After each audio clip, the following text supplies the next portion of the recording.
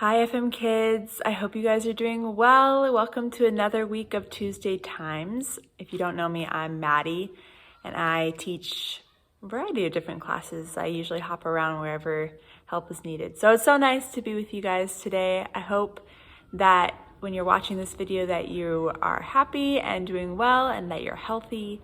Can you guys even believe that Thanksgiving is around the corner and then Christmas is going to be here before we know it? Wow, it's just crazy to me. So today I'm going to pick up kind of where Mr. Fun left off last week. He talked about how there was this guy, Pharaoh. He was like the leader of Egypt, and he had a whole bunch of Israelite slaves, people who worked for him, did a whole bunch of hard work, didn't get paid for it. They weren't treated justly, or they weren't treated right.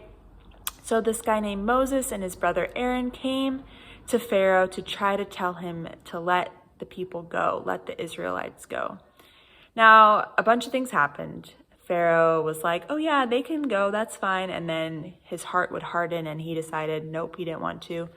And God allowed all these things to happen, like sending the plagues, allowing Moses to do all these miracles to show him who the true God was, that God was the one who was in control, and Pharaoh still didn't want to let the people go.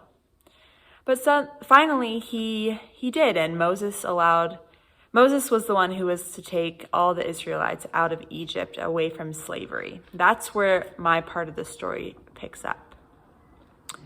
So yeah, like I said, Pharaoh was going back and forth about letting the people go, and he was like yes, and then no, and then yes, and then there was one final straw where he finally decided, okay, they can go. So Moses he leads the people out of Egypt, and God was going before them. He was directing them where to go. There was a way that they could go, but there was a possibility that they could enter into a war, and they just didn't want to do that. So God led them in a different direction towards the Red Sea. And he protected them. He went before them. He sent this pillar of a cloud by day and a pillar of fire by night. And it kind of showed them the way and directed them, and showed God's presence with them as they were going through this wilderness. Now, God wanted to show and display his power because he is powerful, he is mighty. He wanted to show that to his people. So as the people were going about the wilderness, they were kind of wandering. They weren't really like, I don't know. It was kind of interesting because if it was me, I would be happy to be out of slavery. I would be very happy, but they still found reasons to complain. They, were just wandering around and they didn't really know where they were going. And then God allowed the Pharaoh and his army to go after them and go and try to recapture the Israelite people. And so once the Israelites found out about this, that the Pharaoh and his army were coming towards them, they were just so worried for their lives. They were even saying like, oh, Moses, it would have been better if you just left us in Egypt. It would have been better to just be a slave than to die out here in the wilderness. But Moses reassured them. He was like, you guys have to put your trust in God. He's going to protect you. He's going to fight for you. We just have to rest and be still and trust that he's going to do that for him. And guys, he does.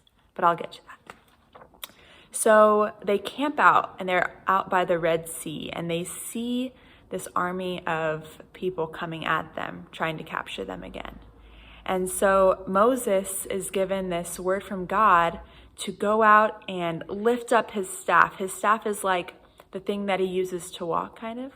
And he lifts it up to the sky, and God sends this huge wind, and it parts the sea, the Red Sea that they were near, and it just completely parted the water so that there was dry land on the bottom. Which, isn't that so crazy? What a crazy story.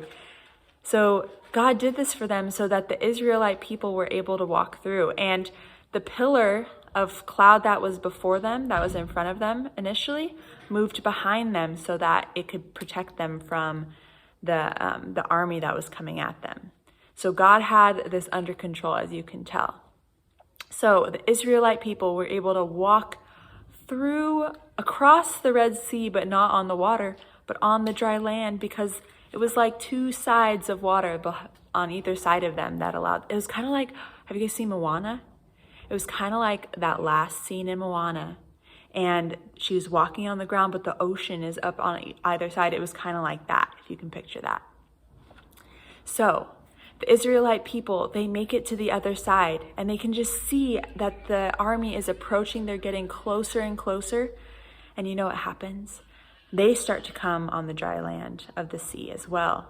And as everyone's on the other side safely, Moses lifts up his staff again, and God brings the water down on both sides. So it just engulfs and takes up all the people, all the bad guys, the army that was trying to come after the people of Israel, and just takes them up, and none of them survived. Wasn't this just an amazing display of God's power? He cared about his people so much that he allowed them to be able to get free from slavery and from being held captive by Pharaoh and those people. God showed his power to his people, and it just shows that he cares about us so much that he goes before us. He shows us the right way. And everybody was just so happy. You know, before they were complaining, they were just like, oh man, I'd rather just be back in slavery than to be going through all this. But God showed them his power and his love for them, and they just were so happy to be safe. So FM kids, I hope that this story just makes you excited about what God can do for us, because this was obviously a huge thing that he did, but he takes care of us even in the little things. All right, friends, it's so fun to talk to you again, and I look forward to seeing you soon.